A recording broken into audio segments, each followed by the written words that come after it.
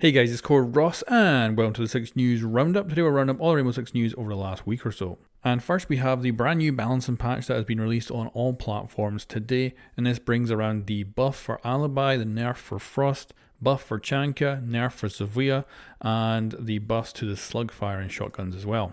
So when it comes to mid-season balancing patches, of course this is one of the lightest we've seen in a long time.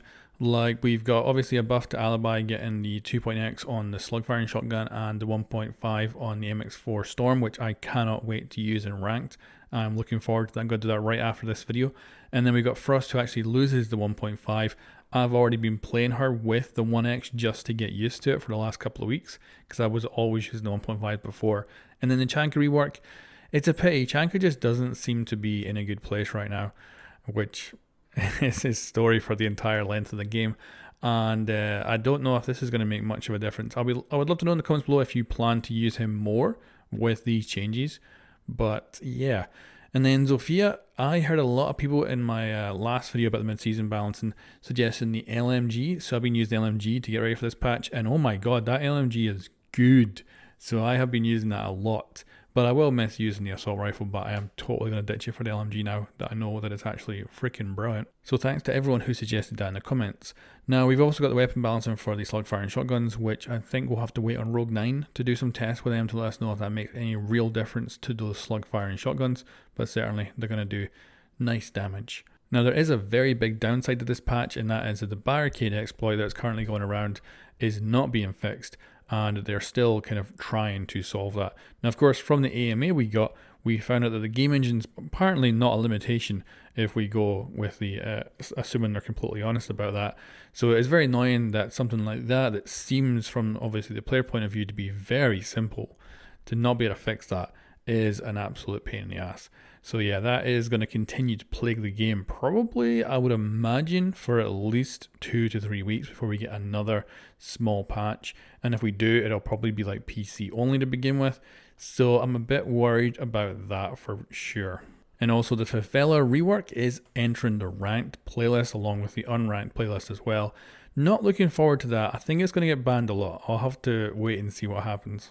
However, I would say that my guess is now that this patch is out, we will get the main event for this season on Thursday. That's my guess. It's going to be this week on Thursday. That is my, so like that's based on nothing. It's a complete and utter guess, but that's when I think it will happen, because it usually happens quite quickly after the mid-season patch. So my assumptions will be that the mid-season event will start on the 29th of July, and it will run just over or just past the reveal of the next season.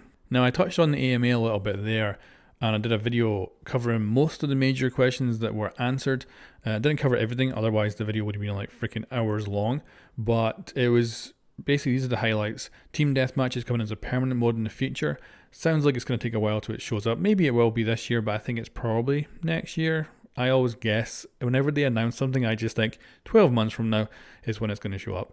We're going to get a shooting range as well, but it's a very early prototype, so I literally think 2 years from now. However, in the short term, we are getting quite a lot. So we're going to be getting 3 reworked maps next season, and I assume that what we're actually going to get is map, because if you remember, for a while, they would do map reworks and map buffs. I assume that this is going to be 3 map buffs instead of reworks. So we're getting Bank, Coastline, and Clubhouse. Sounds like Clubhouse is getting a little tweak, so it'll be very much a map buff. But Coastline and Bank are getting some significant changes, so they'll be closer to reworks, but probably not full-on reworks. So I'm curious about all of that. That is going to be definitely something to check out.